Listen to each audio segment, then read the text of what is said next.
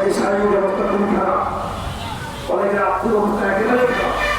সে তো বলবে যে একবার এই সমস্যাগুলো আসতে পারবে। আর এক বন্ধুর কাছ থেকে আমাদের কাছে বলতে পারে আমাদের ব্যবস্থা করবো ইনশাআল্লাহ। কালকে এক বন্ধু বলেছে আমার এলাকায় যারা আছে যে সমস্ত শিক্ষকরা টাকার অভাবে হাসপাতাল করেন, আজকে একজন বন্ধু আমাদেরকে প্রায় ৩০০ শিক্ষকদের খাওয়ার ব্যবস্থা করছে, তাই না? বুঝলে না? অনেকে কিন্তু বড় আছে, জানতে হবে তার সমস্যা, পেটে খোঁজা মুখে লস করে লাভ নাই নাকি? আমরা সকলে একটা পরিবার, আমরা কি একটা পরিবার, নলেন্দ্রীয় শিক্ষক পরিবার। এই নলেন্দ্রীয় শিক্ষকদের একে অপরের কষ্টে আমরা শরীর হবো নাকি? আমরা হতে পারি।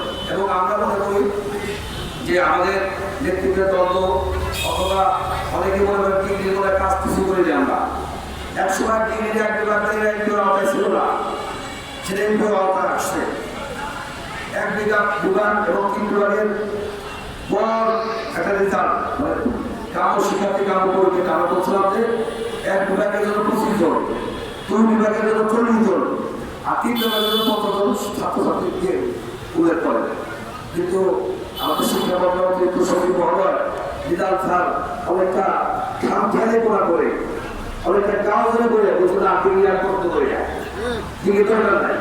আমি বলেছিলাম আমরা অনেকবার বলেছি স্যার যে প্রফেশনগুলো আছে এই শিক্ষকরা অনেকে কাজ করছে, এদের বেতনের ব্যবস্থা করেন। 1 বিভাগ, 2 বিভাগ, 3 বিভাগ আলাদা আলাদা জনবল বিশেষ করে ছাত্রছাত্রীর ব্যবস্থা করেন, পাশের হাটটা এবং কতগুলো শিক্ষক ছাত্র পাশ করে দেবেন স্পষ্ট হয়। পরীক্ষার্থী যেগুলো সফল আছে, স্বীকৃতি আছে, সে প্রফেশনাল বোঝায়। পাশাপাশি অনার্স মাস্টার্স কিন্তু শিক্ষকের যখন নিয়োগ দেয় তখন বলেছে আমরা বেতন দেব না, আমরা এমপিও করতে চাবো না, এই গ্যারান্টি দিয়ে কিন্তু তারা নিয়োগ দিয়েছে। পরবর্তী তারাও কিন্তু তাদের বাস্তবতার কারণে বুঝতে পারছে আমাদের এমপিও দরকার। মানুষ তো ভ্রমণ করে তাই না?